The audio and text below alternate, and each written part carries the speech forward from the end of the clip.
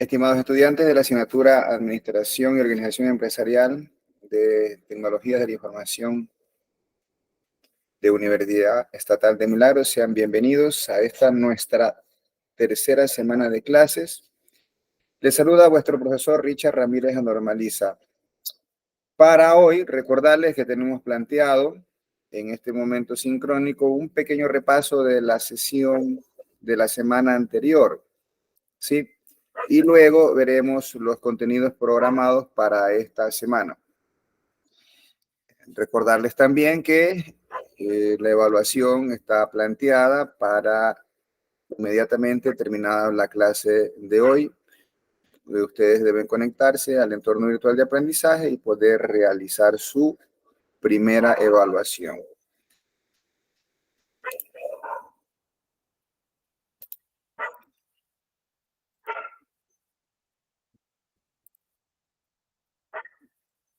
Nosotros el día de hoy, en esta primera parte de la clase, vamos a revisar el tema número 2, en lo que corresponde a sus dos últimos subtemas, que es la transformación del trabajo gerencial, la importancia de estudiar administración.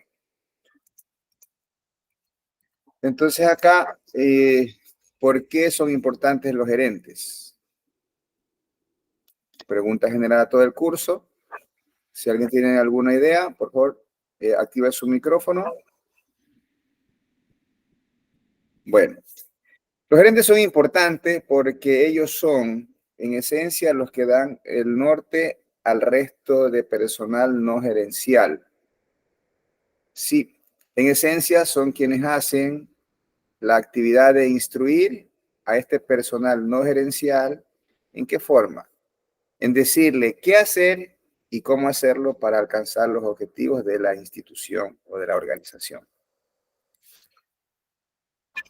El rol del gerente en la actualidad ha cambiado y vamos a ver cada uno de los aspectos que han motivado el cambio de ese rol gerencial. Tenía acá yo, ¿alguien levantó la mano? ¿No? Claro. Correcto, son los que dan la dirección al equipo. Así es. Efectivamente, Isaac.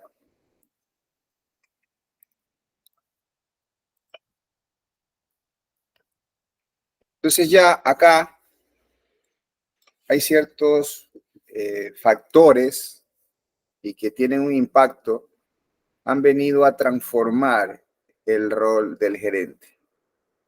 A lo largo de la historia, nosotros en la siguiente parte de la clase vamos a ver cómo han evolucionado los modelos y las teorías administrativas y en este momento me ocupa comentarles que hay ciertos factores que están transformando ese rol tradicional que tenía el gerente. Y uno de ellos es el cambio tecnológico y la digitalización. Esto nos impacta ¿en qué forma? Ya ahora el desplazamiento de los límites de la organización implica que ya no es solo dentro de la organización, en la planta, en la empresa o en la industria, donde se puede definir que ya labora un trabajador. En este momento yo me encuentro fuera de la universidad, estoy fuera, estoy más allá de los límites geográficos de la institución. Entonces, ¿por qué? Porque la tecnología lo permite. Y eso va de la mano con algunos espacios virtuales o centros de trabajos virtuales, que también es algo que viene a modificar el rol del gerente y por lo tanto ellos deben estar muy al tanto de estas condiciones para poder realizar sus funciones de planificación, organización, dirección y control sobre gente que ya no está dentro de las dependencias, está más allá en esos entornos virtuales de trabajo que se generan. Por ejemplo, usted pudiera tener todo un equipo de desarrollo fuera de la institución. O pudiera usted, haciendo énfasis en el tercer postulado, que es la fuerza laboral con más movilidad. Usted puede estar trabajando en más de una organización o usted puede tener funcionarios de cualquier parte del mundo que colaboran con usted dentro de su empresa. Todo esto es posible por el cambio tecnológico. Los horarios de trabajo ahora son más flexibles, es más, Yo mismo tengo un horario flexible acá, unas cuantas horas en la mañana, otras en la tarde, a veces en la noche como en este momento, pero con la facilidad de poder ser más productivos. En esa dinámica también tenemos un empoderamiento de los empleados. ¿Qué quiere decir eso? Que los empleados ahora están más capacitados que antes y por lo tanto los gerentes los pueden empoderar para que con ciertas directrices, ciertos lineamientos, ellos puedan tomar sus propias decisiones en función de los objetivos organizacionales. También ahora, con esta misma presencia tecnológica, usted puede manejar un equilibrio entre la vida profesional y la vida personal. Yo podría citar allí muchos ejemplos y voy a hacer uno personal allí. Como mi horario tiene una flexibilidad de completar mis 8 horas laborales del día en diferentes jornadas, yo pudiera en este momento, pudiera estar en otro lugar con la familia o también en este momento yo ahora estoy en mi trabajo, pero pudiera hacer lo contrario. Previamente a este momento sincrónico de la clase, yo pudiera haber estado en el entrenamiento de fútbol de mi hijo, que antes con el esquema tecnológico que se tenía en esas épocas no se podía, pero ahora este cambio tecnológico y digital nos lo permite. Entonces, los gerentes tienen ahora un reto con este tema de la tecnología. Hay que administrar. Entonces, la administración en esencia no debería ser con un horario, sino en función de resultados y a través del uso mismo de estas tecnologías que tenemos disponibles en la actualidad. Otro aspecto dentro del cambio tecnológico que impacta también el rol del gerente es el desafío de las redes sociales. En este momento tenemos una proliferación de redes sociales y usted usa más redes sociales que los medios tradicionales de comunicación, como la radio o la televisión, o incluso los periódicos tienden a desaparecer o migrar a sus esquemas tecnológicos de uso de la web. Entonces, con todos estos elementos que vienen con el cambio tecnológico, tenemos estos impactos y los gerentes tienen que cambiar ese rol para poder controlar a esta gente, para que dentro de los espacios laborales, por ejemplo, no haga un excesivo uso de las redes sociales que distraen y perturban la productividad de los colaboradores. O también, ahora el uso de las redes sociales también me puede servir para utilizar yo, en cambio, para dar a conocer a una mayor comunidad, a una mayor población, mis productos y servicios. Otro factor que viene a transformar el rol de los gerentes en la actualidad es el mayor énfasis en la actividad ética organizacional y administrativa. Hasta hace algún tiempo se colocaban las plantas en determinados espacios y producían, y lo que tenían alrededor no era una población y por lo tanto desechos y otra cantidad de insumos que no eran requeridos eran ubicados en esos espacios y no perturbaban mayormente a la comunidad. Pero ahora tenemos una comunidad que está cerca de las industrias, cerca de las empresas, entonces hay que estar más atento y hay aspectos como que se redefinen los valores. Entonces los valores no están enfocados ya solamente al tema de mi personal dentro, sino fuera de la organización y ser mucho más responsable. Y aparece un estudio en un campo importante que es la responsabilidad social dentro de las organizaciones, que se trabaja mucho y se evalúa en ese aspecto a cada una de las empresas. Entonces, a partir de allí se debe construir una confianza de la empresa hacia los ciudadanos como una empresa responsable, socialmente responsable, que no afecta al medio.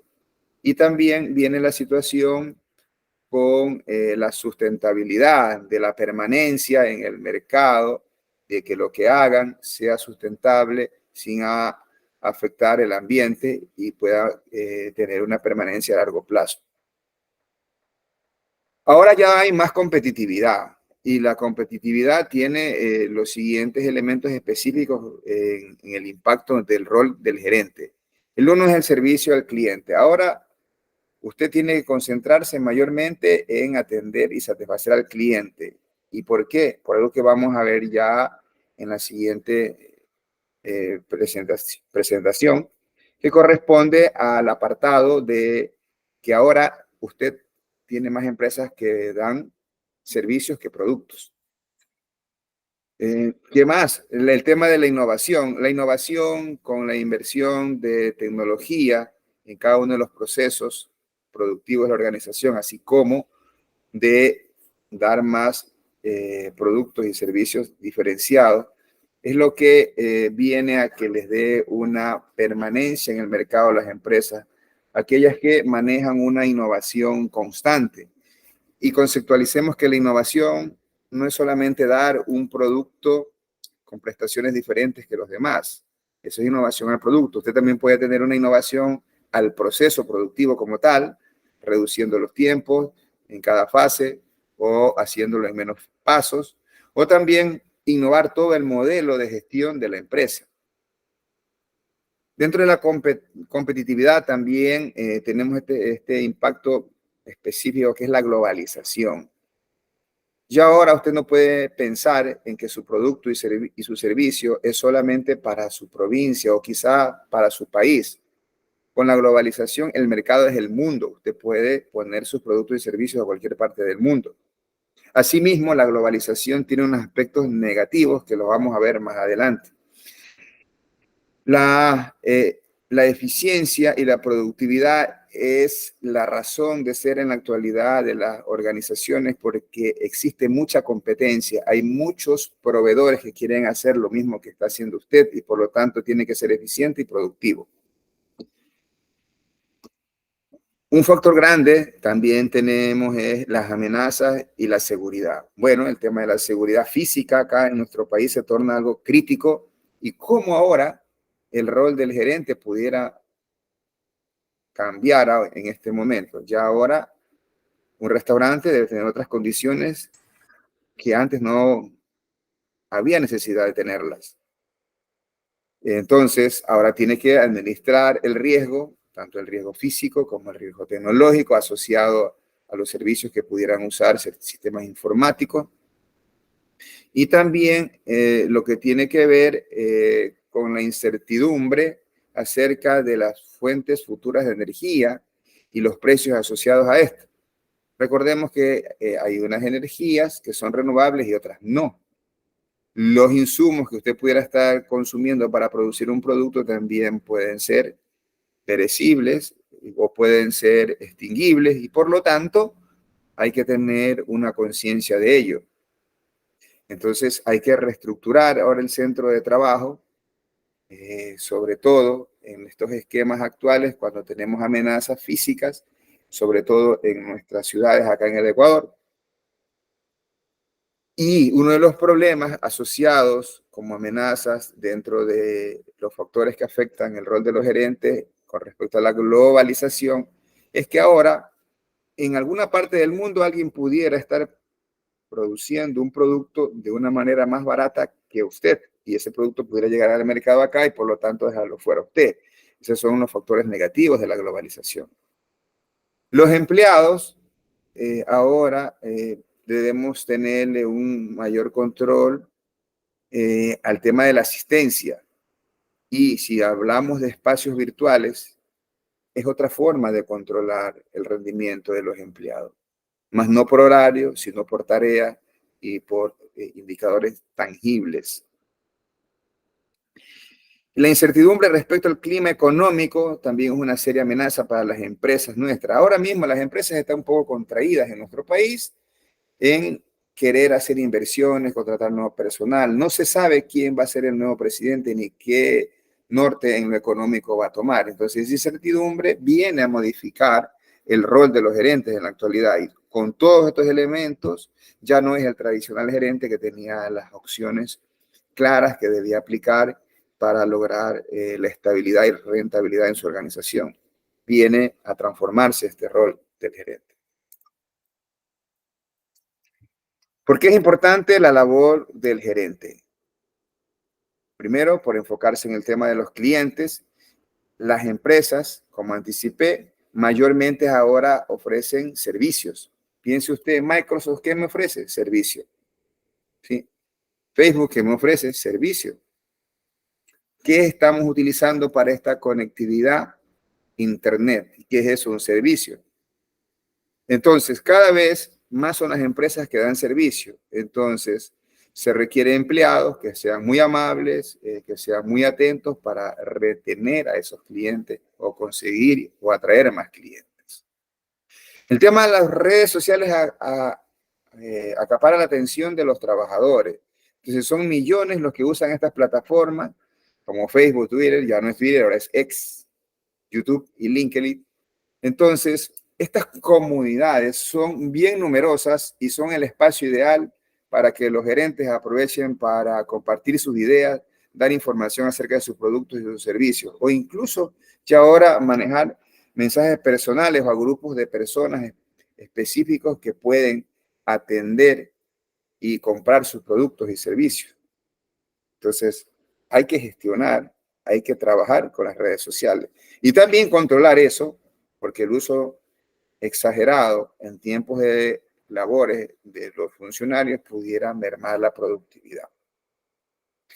También cambia el rol del gerente o es muy importante con respecto a la innovación. Ya mencioné los 3 aspectos en los cuales usted puede innovar. ¿Sí? Innovar en el producto o servicio, innovar en el proceso o innovar en todo el modelo gerencial, en todo el modelo administrativo de las organizaciones. Entonces, la innovación es hacer cosas diferentes y asumir esos riesgos para dar ese producto o servicio diferenciado. Es ver ese nicho y ver donde la gente común no puede ver y usted sí ve la forma de dar ese producto o ese servicio. Eso es la innovación. O alguna forma de cómo dar ese producto o ese servicio de manera no tradicional. Y la sustentabilidad es para lograr aquellos objetivos empresariales y aumentar su valor, pero a largo plazo. Eso es sustentable en el tiempo. Entonces, en la sustentabilidad tiene que integrar las oportunidades económicas, las medioambientales y sociales, así como todos estos elementos enfocados a las estrategias de su negocio. ¿Por qué usted como ingeniero debería estudiar administración? Todo ingeniero, sí, o cualquier persona debe tener un conocimiento al menos básico de administración. Usted como ingeniero no debería ser básico, debería ser un poquito más allá. Porque tarde o temprano usted va a estar, ¿qué? En alguna empresa como empleado o como jefe y debe saber cómo administrar. Entonces, la administración está presente sin importar el tamaño de la organización. Puede ser pequeña o grande, se necesita de administración. No importa el tipo de organización, lucrativa o no. Las ONG que no persiguen un beneficio económico tienen que ser eficientes con el manejo de sus recursos y tienen que ser efectivos con la consecución de los objetivos planteados. También requieren de administración efectiva. Nosotros ya hemos visto las estructuras organizacionales, al menos las básicas, donde está el empleado en la base de la pirámide, el empleado no gerencial, arriba están los gerentes de primera línea, los gerentes de mandos medios y la alta gerencia. No importa el nivel de la organización, desde los inferiores hasta los superiores, requieren de conocer administración. Asimismo, todas las dependencias de la organización, contabilidad, facturación, financiero, talento humano, sistemas de información, todas las áreas de la organización necesitan de administración. ¿Por qué estudiar administración? Una razón más es por la universalidad. ¿A qué se refiere la universalidad de la administración? Los gerentes son necesarios en organizaciones de todo tipo, entonces deben saber administrar. En todos los niveles de organización, como anticipamos, también se requiere de administración, debe saberlo por ello. En todas las áreas de la organización, ya lo vimos, se debe conocer también de administración. No importa si es pequeña, si es grande, si es de lucro o sin fines de lucro, en cualquier parte del mundo las organizaciones necesitan de administración. A eso se refiere la universalidad de la administración. Y otra situación importante para estudiar administración es la realidad laboral.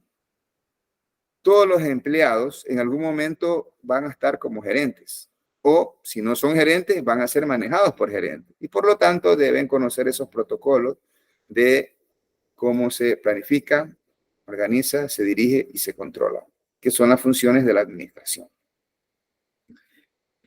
La certidumbre de poder desempeñar de manera adecuada un rol gerencial. ¿A qué se refiere esto? Usted debería estudiar administración porque tarde o temprano usted va a estar frente de una empresa y entonces usted debe estar preparado y no accionar en un tema o en un ambiente de incertidumbre.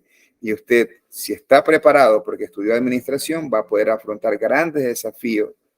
Y también recordemos que los gerentes tienen recompensas significativas en sus cargos, a más del sueldo, vienen bonos o vienen promociones. Entonces usted debe estar preparado y estudiar administración, porque no le serviría de mucho ser un excelente programador, ser un excelente diseñador de redes, si al momento de gestionar con sus clientes o en un proyecto grande, trabajar y ordenar bien al equipo que va a trabajar con usted. Por ello, la importancia de poder estudiar administración. Y eso es lo que nosotros revisamos en la clase anterior, que lo hemos visto ahora a manera de resumen. ¿Alguna pregunta aquí?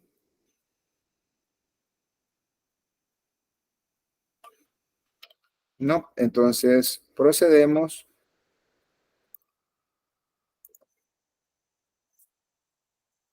Procedemos con lo planificado para esta nuestra tercera semana de clases en esta asignatura, donde vamos a revisar un poco de la historia de la administración. Vamos a ver esos modelos que se han dado a lo largo de la historia, esos modelos de administración, hasta llegar a nuestros días.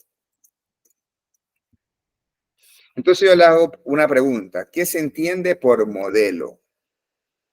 Yo le pediría ahora escribir con una palabra o dos palabras. ¿Qué entiende por modelo? Pero le ahorro el tema. Un modelo es un patrón, un diseño, un esquema, una estructura, una forma de hacer las cosas. Entonces, a lo largo de la historia han existido algunos modelos de administración y esos son los que vamos a estudiar, es decir, forma de administrar. La administración como disciplina surge a partir de la revolución industrial con la aparición de las máquinas que hacen actividades humanas, porque antes todo se manejaba de manera manual en pequeñas estancias o en pequeñas casas, pero con la aparición de las máquinas, entonces ya se puede hacer actividades de manera masiva porque estas máquinas podían hacer de manera más rápida los procesos que antes ejecutaban las personas. Entonces, a partir de allí es que surge como disciplina la administración, a fines del siglo XVIII. Y es Adam Smith quien con su obra La riqueza de las naciones del año 1776 introduce el concepto de la división del trabajo y la especialización. Sí, y así se sienta con estos precedentes las bases para la administración científica. Yo le digo ahora, ¿alguien recuerda, aparte del lanzamiento de este libro, qué ocurrió en el año de 1776? Le active su micrófono, el que tiene la respuesta. Bueno, le digo, 1776 es un hito de la historia, es la independencia de una de las mayores potencias económicas del mundo, es la independencia de Estados Unidos. Ok, yo alguna vez recomendé un canal en YouTube, no le estoy haciendo promoción porque no tengo ningún beneficio, pero es una muy buena plataforma, ¿sí? Se llama Historia Incomprendida. Tienen una muy buena realización de algunos aspectos de la historia. Y ya le voy a decir por qué les recomiendo, porque tienen un lema ellos. Antes, veamos lo que dijo Henry Ford en su momento, si saben todos quién es Henry Ford, ¿no? Eso sí creo que lo sabemos, y si no, recordemos los vehículos de esta marca que todavía andan por allí. Él afirmó en cierta ocasión que la historia es una tontería. Pues bien, él estaba bastante equivocado, pues la historia es importante porque puede poner en perspectiva las actividades actuales. Y aquí yo le hago énfasis en un lema que tiene el canal que le cité, de historia incomprendida. Los que están en máquina, es decir, en computador, vayan buscando en YouTube ese canal. Ellos dicen que el que no conoce la historia está condenado a repetirla. La historia tiene que ser revisada para no caer en esos errores que se cometieron en la antigüedad y para emular o mejorar aquellas situaciones que se hicieron en buena forma en el pasado. Es así que nosotros vamos a analizar la historia desde 300 años antes de Cristo a 1776, donde tenemos las primeras manifestaciones de administración. Luego pasamos al modelo clásico de 1911 a 1947, y así llegamos al modelo conductual, que es de finales de 1700 a 1950, para pasar luego al modelo cuantitativo de 1940 a 1950.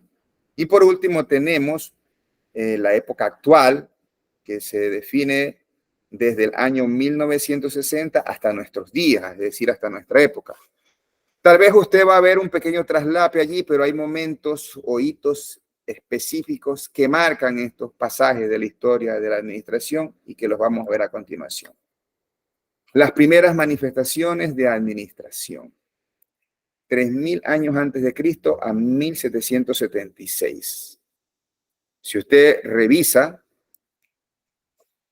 en más de algún documental, las pirámides de Egipto, las ruinas mayas, algunos templos incas, como puede ser Machu Picchu, o las ruinas aztecas. Acá tenemos un ejemplo, el templo de Kukulcán, que es en una zona arqueológica de Chichén Itzá, en Centroamérica, que esto data del siglo XII después de Cristo. Pero en todo caso, todas estas obras maravillosas, pudiéramos tener allí también la muralla china, pudiéramos tener el Coliseo romano, una cantidad importante de obras de la antigüedad, y que si se pudo construir esas obras tan magníficas y que aún se conservan, tal vez no funcionales algunas, pero sí para admiración de lo magníficas que fueron en su momento, evidencian sin duda que ya en esa época existía la administración, porque manejaron eficientemente los recursos, los materiales para construir esas obras. Eso implicó mover, motivar y administrar una gran cantidad de personas. Y obviamente evidencian también tanto la efectividad como eficiencia. Efectividad porque se consiguieron los objetivos que ustedes bien ven, y eficiencia porque consumieron y manejaron los recursos necesarios para alcanzar estos fines. ¿Quién de ustedes ha visitado o conoce acá las ruinas de Ingapirca? Yo alguna vez fui y vi que es asombroso. Tal vez no se ve todo como está ahora, como fue, pero encajar tan preciso esas piedras en la actualidad, con la tecnología que se tiene, sería complejo, pero ya ellos en su momento lo lograron. Entonces, todas estas situaciones que he mencionado dan la pauta para decir que ya en este momento de las construcciones de estas obras existió administración. Un poco más de lo mismo. Les muestro acá una pequeña foto actual, no es algo imaginario, es el anfiteatro romano en Mérida, 14 y 15 antes de Cristo. Usted me va a decir, eso, pero el Coliseo romano es mejor. Sí, puede ser un poco más grande, pero el Coliseo romano es del año 80 después de Cristo. Ojo. Entonces vea esa forma que está allí, eso tiene un origen griego. Recordemos que Roma conquistó casi toda Europa, incluidos los griegos. Entonces acá tenemos esta presencia, esa influencia de la arquitectura griega al tener esos anfiteatro que se llamaban, pero realmente eran donde se presenciaba espectáculos, ¿no? Acá hay otro, mucho más antiguo. Este que está acá es tan antiguo que data del año 55 y 20 antes de Cristo. Personalmente me tocó en algún momento estar por ahí y fue importante. Y ahora, ustedes son de modalidad virtual, han venido a dar sus exámenes presenciales. No sé si alguno se percató, pero nosotros tenemos un espacio cuya inspiración es estos dos lugares que están acá. El señor rector visitó, estuvo en este, yo estuve en el de acá. Aquí tengo, este soy yo, no se me reconoce muy bien porque hacía mucho frío, enero del 2013, en el Teatro Romano de Gubbio. Entonces, allí la influencia para esa obra que tenemos acá, que parecería trivial, pero tiene una inspiración en aquella época. Y entonces, ¿quiénes de ustedes se han percatado de eso cuando vino a dar el examen acá a nuestra universidad? Bueno, la próxima vez que venga a dar el examen, seguro que más de uno se va a tomar una foto y puede hacer el montaje de estas dos imágenes que sí las encuentra en la web. Y vea, eso tenemos por acá. Ok.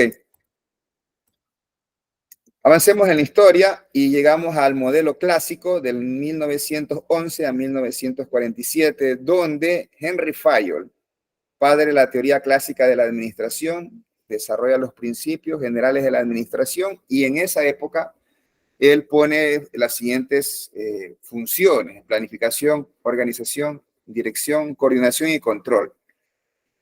En esa época, Administración Industrial y General de 1916, él ya tiene esos postulados. ¿Qué variación ha habido a nuestros días? Los autores, los tratadistas en administración, lo único que han modificado es reducirla a 4. Pero allí ya se sembraban las bases de las funciones de la administración. Gulick y Ulrich, quienes son Lorenz Gulick y Luther Gulick, junto a Lindar Ulrich, son autores clásicos que se los estudia en la administración. No vamos a entrar en detalles, para ustedes vamos a darle los significativos de ellos. Ellos desarrollaron los principios de la administración basados en la división del trabajo, la coordinación y la delegación de autoridad. Ese fue el aporte de ellos. Pero aquí ya habla de la división del trabajo, algo que ya Adam Smith lo dijo antes. Sí. Luego viene Frank y Lillian Gilbert. Ellos también aplicaron técnicas de estudios y movimientos, ¿sí?, en la teoría clásica de la administración. Pero el trabajo del análisis de tiempos y movimientos de Frank y Lillian Gilbert estaba enfocado, ¿sí?, en maximizar la eficiencia en la ejecución de las tareas. En la actualidad también se hace esto. Luego, el señor Frederick Winslow Taylor, más conocido en el campo administrativo solo como Frederick Taylor. Él publica a principios del siglo XX los principios de la administración científica. Él básicamente lo que buscaba era aumentar la eficiencia y la productividad industrial. ¿A través de qué? La estandarización de procesos y tareas. Entonces, su obra, Principios de la Administración Científica, de Frederick Taylor, data de 1911. Y él tenía 4 principios. Vamos a revisar y explicar cada uno de ellos. Él decía que hay que desarrollar un procedimiento científico para cada labor que ejecuta un obrero o un trabajador y reemplazar todo ese trabajo antiguo que se lo hacía de manera empírica. Luego él decía, hay que seleccionar científicamente a los trabajadores, no coger cualquiera, sino seleccionarlos, y luego capacitarlos, educarlos y desarrollarlos. Seguido, se tenía que colaborar plenamente con estos trabajadores para asegurar que todo el trabajo que ellos hagan sea de acuerdo a ese procedimiento científico que se definió. Y por último, el señor Frederick Taylor decía que debían dividir el trabajo y la responsabilidad lo más equitativo posible entre la gerencia y los trabajadores, con la finalidad de que nadie se sienta saturado. Dentro de la administración científica ya expusimos todo lo que decía el señor Frederick Taylor, pero aparece también Henry Gantt. Henry Gantt, su mayor aporte es el famoso diagrama de Gantt para esquematizar las actividades y permitir el control de los proyectos. Usted en una asignatura que se llama de esta forma, o ya la vio o lo va a ver, los diagramas de Gantt, pero se le debe el crédito a Henry Gantt. Luego nosotros tenemos a Frank Gilbert, que ya mencionamos esto, que ellos desarrollaron esta técnica de mejorar la eficiencia del trabajo con el estudio de los tiempos y movimientos. Ellos también se concentraron un poco en el estudio de la ergonomía y la reducción de movimientos innecesarios al momento de realizar cada una de las labores entre los empleados. La teoría general de la administración, que la manejó y la postuló el señor Henry Fayol, ya lo mencionamos. Él ya aquí en 1916 manejó estas 5 funciones de planear, organizar, dirigir, coordinar y controlar, que en nuestros días se han visto modificadas a las 4 que tenemos, que son de planear, organizar, dirigir y controlar. Henry Fayol, tratadista que acabamos de mencionar, él lanzó los 14 principios de la administración. Y vamos a revisar cada uno de ellos. El primero, que es la división del trabajo. ¿En qué consiste la división del trabajo? Es que cada proceso se dividiría en tareas pequeñas que puedan realizar cada uno de los trabajadores. 2, autoridad. Se necesitaba alguien que esté al frente, que tome las decisiones, y esa autoridad era el jefe, el gerente. Debían tener todos los empleados un jefe, un gerente. Disciplina. Punto 3. Se requerían normas y definiciones de los protocolos que estaban permitidos acciones o no permitidas para poder trabajar en armonía. 4. Unidad de mando. Cada empleado reportaba a un y solo un jefe.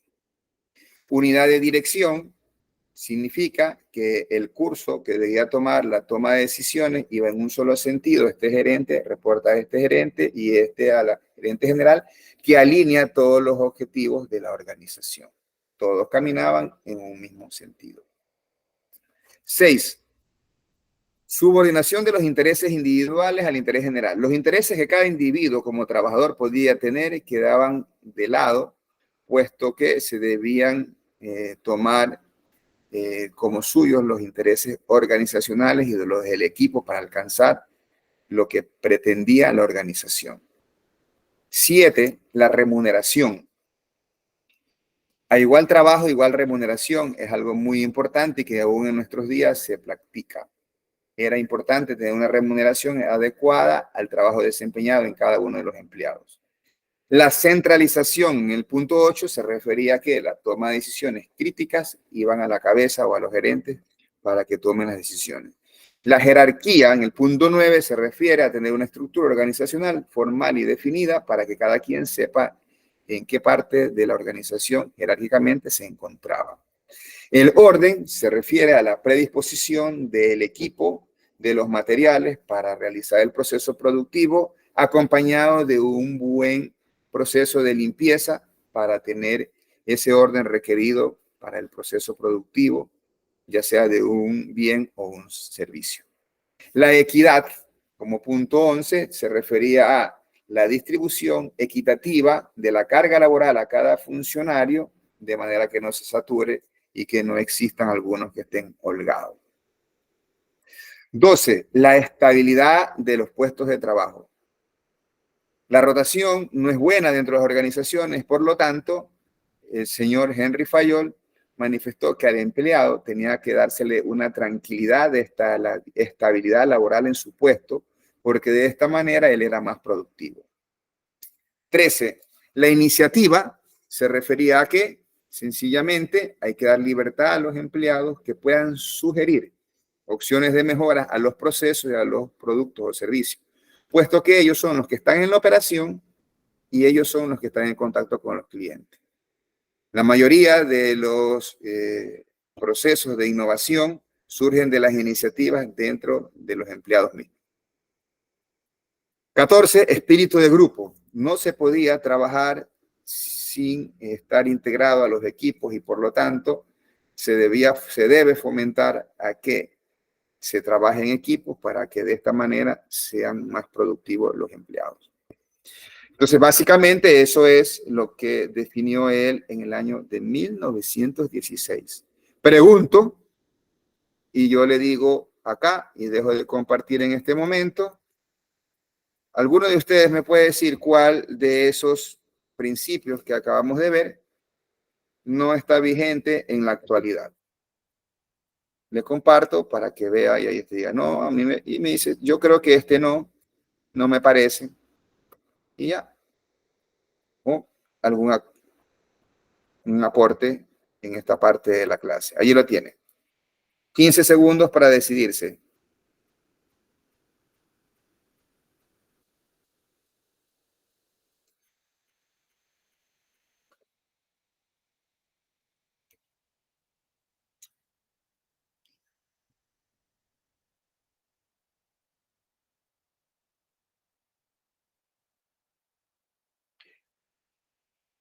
Ok, no hay problema. Acá, estas son las oportunidades, estos son los espacios de participación, de actuación en clase que manifesté al inicio del parcial. ¿Sí? Ya de allí, trabajos adicionales, trabajos extras, no existen en esta asignatura. Es acá, en clase, en la participación, a través de la experiencia que usted tiene y con su aporte, que como un recurso más de aprendizaje puede ayudar. Ayudar a usted, ayudar a su compañero y al desarrollo del curso. Ninguno de estos principios se puede decir que en este momento son inaplicables. Absolutamente todos son aplicables. Sí, con unas adaptaciones y mejoras por el tema tecnológico que vivimos en la actualidad, pero son muy vigentes los 14. Dentro del modelo clásico también aparece un sociólogo alemán de nombre Max Weber. Y él crea una estructura que desde su punto de vista era la ideal para el manejo de las organizaciones y él le llamó la burocracia. Pero en la actualidad, la aplicación de este modelo, de esta estructura de burocracia, principalmente en nuestras instituciones públicas, a veces el apego irrestricto a lo que vamos a ver, en algunos casos, pudiera verse como negativo. Y así se lo señala. Usted ha señalado, dice, qué burocráticos que son allá, pero no conocía el origen de la burocracia. Acá, el señor Max Weber introdujo este concepto donde básicamente él hacía énfasis en la división del trabajo. No es el primero en hacer énfasis en la división del trabajo, ya venía eso desde atrás. La jerarquía de autoridad también ya venía, y reglas y regulaciones para el equipo que trabaja. Todo esto enfocado para buscar la eficiencia y a través de un orden racional. Se tenía una jerarquía de autoridad que implicaba que había unos niveles claramente definidos, es decir, yo reporto a este gerente reporta a tal gerente y así. Y las decisiones se tomaban en función de esa cadena de mando establecida. Existían reglas y regulaciones que básicamente debían garantizar la uniformidad y el funcionamiento de la empresa.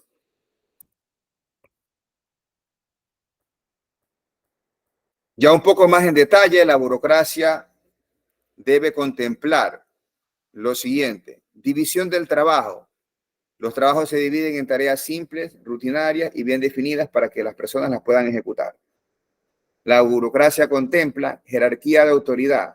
Los puestos de trabajo se organizan en una jerarquía con una clara cadena de mando. La burocracia también debe contemplar la selección formal. El personal se selecciona en base a unos conocimientos técnicos que poseen y que se requieren para desempeñarse en su puesto. Es allí donde nuestra burocracia pública se señala, porque a veces no se cumple este postulado. Pero se debía hacer todo el proceso burocrático, más no solamente una parte. Las normas y reglamentos es donde se estipulan por escrito los procedimientos operativos estandarizados que deben ejecutar cada uno de los empleados. Se tiene en este momento eso. La impersonalidad dentro de la burocracia implica que no importa si el señor, hijo del gerente o hijo del dueño, está dentro de algún departamento, no está exento de cumplir los controles y las normativas. A eso se refiere con la impersonalidad. Es decir, es la aplicación uniforme de los reglamentos y de los controles sin importar las personalidades. La orientación profesional es algo también que se contempla dentro de la burocracia y básicamente lo que se refiere este principio es a que todos los gerentes no son necesariamente los dueños de las organizaciones. Por lo tanto, deben estar formados, son formados profesionalmente para desempeñar esos roles.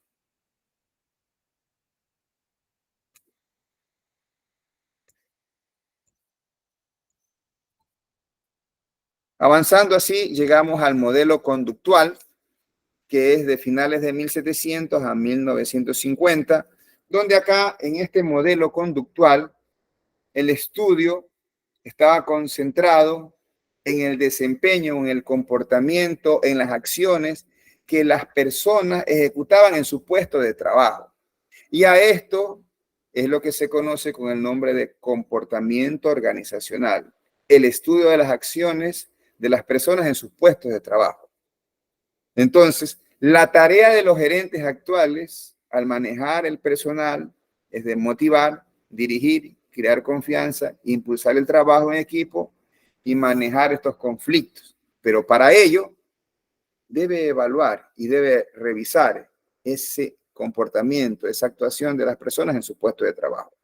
A eso se refiere este modelo y aquí aparecen unas teorías y unos conceptos asociados donde las relaciones humanas es una de las principales que fue desarrollada por Elton Mayo de sus estudios en la fábrica de Hampton, donde se demostró la influencia de factores sociales y psicológicos en la productividad laboral. Entonces, se debía tratar de manera adecuada a identificar cuáles eran esos factores sociales y psicológicos que rodeaban a los trabajadores, porque al conocer esto y manejarlo de buena manera iba a influenciar positivamente en su productividad laboral. En esta misma época, Mary Parker Follett fue una de las primeras en combinar los aspectos sociales de la administración con los empresariales, donde ella hace un énfasis en la importancia del trabajo en equipo y la colaboración que deben tener entre ellos para garantizar el éxito de las organizaciones. Douglas MacGregor, en las mismas épocas, desarrolla su famosa teoría X y teoría Y, que básicamente que son dos enfoques que se confrontan, donde la motivación y la dirección del personal es en una actuación y luego en otra con respecto a la organización. No vamos a entrar en detalles, solo basta decirle que este señor lanzó estas teorías. Si usted desea profundizar, lo puede hacer, por eso se sale ya de nuestro curso. Lo importante acá es citar que existía una teoría donde daba aspectos positivos acerca del comportamiento del trabajador y otra teoría que daba aspectos negativos. Y en función de ellos se tenía que gerenciar. Llegamos así al modelo cuantitativo. El modelo cuantitativo, que va de 1940 a 1950, hace énfasis en técnicas cuantitativas para mejorar el proceso de toma de decisiones. Y acá lo que se dice y se tiene es que todos estos modelos surgen en técnicas matemáticas y estadísticas que se desarrollaron principalmente fue para resolver estrategias militares de la Segunda Guerra Mundial. Pero estas estrategias, estas técnicas estadísticas y matemáticas aún son muy aplicables en nuestros días. Es más, las técnicas que yo utilicé en mi tesis doctoral tienen su origen en esa época. Yo trabajo con técnicas de análisis multivariante que sus orígenes datan de esa época. En esta misma época, de 1940 a 1950, es donde aparece la administración de la calidad total, principalmente en Japón, que no es otra cosa que una filosofía administrativa cuyo énfasis es en la mejora continua y en la sensibilidad de cubrir o de resolver las necesidades y expectativas de los clientes. En esencia, la administración de la calidad total tiene un intenso enfoque en el cliente, interés en la mejora continua, enfoque en los procesos, más no en la salida, en el producto y el servicio, porque uno de los principios de la calidad es que a procesos bien hechos, procesos de calidad, el producto o el servicio será de calidad. Es más, usted tiene la opción de certificarse como auditor de calidad. Hay algunas opciones allí, por favor, debería estar pensando en alguna de ellas y así darle un plus a su carrera. No son caras y en nuestro país se puede hacer. Luego, el énfasis de la calidad total es en el mejoramiento de la calidad de todo lo que se hace en la organización, no solo en una parte de la organización. Y acá implica el uso de medidas precisas, documentadas, estipuladas en manuales, en reglas, cuando en el caso de elaboración de procesos se refiere, o también en normas claras, específicas de cómo atender a un cliente, como en el caso de los servicios. Y acá, en la calidad total, también hay un énfasis en el empoderamiento a los empleados para que puedan tomar sus decisiones y no recurrir a tomas centralizadas cuando ellos ya tienen todo el marco de referencia sobre el cual pueden actuar. Para concluir, con respecto a la calidad total, siempre lo que buscan es la mejora continua y la excelencia en todos los aspectos de la organización, no solo una parte. Se basa en la participación de todos los miembros de la empresa y un enfoque orientado siempre a satisfacer al cliente. Y así llegamos a los modelos contemporáneos que datan de 1960 hasta nuestros días. Entonces acá los investigadores dentro del campo de la administración comienzan a tomar en cuenta qué es lo que ocurre en el entorno, es decir, fuera de los límites de la organización. Y es a partir de allí que surgen dos perspectivas. Uno, el modelo sistémico y otro, el modelo de contingencias. Antes de avanzar, conceptualicemos lo que es un sistema. Ya creo antes lo hicimos, pero lo recuerdo una vez más. Un sistema, por ejemplo, es el sistema de gobierno del Ecuador, el sistema judicial del Ecuador, un sistema informático, un sistema operativo, un sistema defensivo de un determinado equipo de fútbol o algún otro deporte. Entonces, ¿qué es el concepto que puede agrupar todos estos sistemas? Un sistema es un conjunto integrado de partes que interactúan entre sí para alcanzar un objetivo. ¿Ok? Entonces, de aquí en adelante, usted como informático no se va a confundir más de qué es un sistema. Entonces, hablemos pues de la teoría de los sistemas. Concibe a las organizaciones como un sistema complejo, es decir, todas sus partes están interconectadas. Entonces, en la teoría de los sistemas o el modelo sistémico de las organizaciones, la concibe a la organización como un conjunto complejo de partes interrelacionadas. ¿Cuáles son? Los diferentes departamentos, las diferentes personas, las diferentes máquinas, todos son elementos de ese gran sistema. Y tienen una interdependencia. Y estos se relacionan entre sí. Luego, la organización como tal está dentro de un sistema mayor, que es el entorno, que lo estudiaremos más adelante. La teoría de la contingencia, básicamente lo que nos dice es que el concepto teórico en administración es estándar, pero la particularidad de cada empresa está dado en eso, en cada empresa. Entonces, la manera de administrar cada una de las empresas dependerá de las circunstancias propias, que son las contingencias de esta empresa, y el entorno en el cual se desarrolla. Es así que, por ejemplo, la organización se la puede contemplar como un sistema, y aquí recordamos nuestro famoso entrada, proceso, salida que hemos visto a lo largo de toda nuestra carrera informática, y vemos que la organización recibe del entorno insumos como son materia prima, recursos humanos, capital, tecnología de información, y hace su proceso de transformación con actividades laborales de los empleados, actividades gerenciales y métodos tecnológicos y operativos. Para generar, ¿qué cosa? Productos y servicios y resultados financieros, que pueden ser utilidades o pérdidas, o también información, o también talento humano capacitado. Y todos estos productos o todas estas salidas sirven de retroalimentación y vienen como insumos nuevamente al proceso de transformación de una empresa.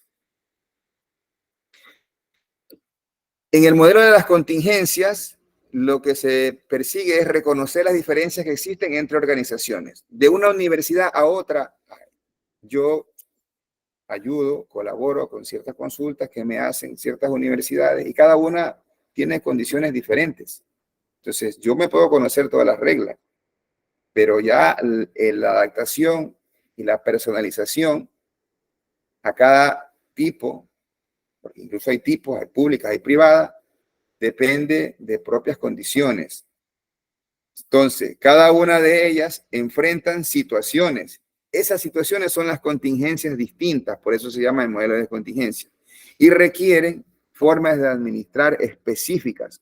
Usted puede conocer, planificar, organizar, dirigir y controlar, pero ya le toca a una empresa y no necesariamente lo que le funciona allí va a funcionarle en otro lugar, porque tiene que enfrentar situaciones o contingencias distintas. Para terminar, hemos abordado la parte de la historia de la administración, saliendo desde las primeras manifestaciones de administración de 3000 años antes de Cristo hasta llegar a los modelos contemporáneos en nuestros días. Hasta allí en nuestra clase de hoy. Si tienen alguna pregunta, por favor, me la hacen saber.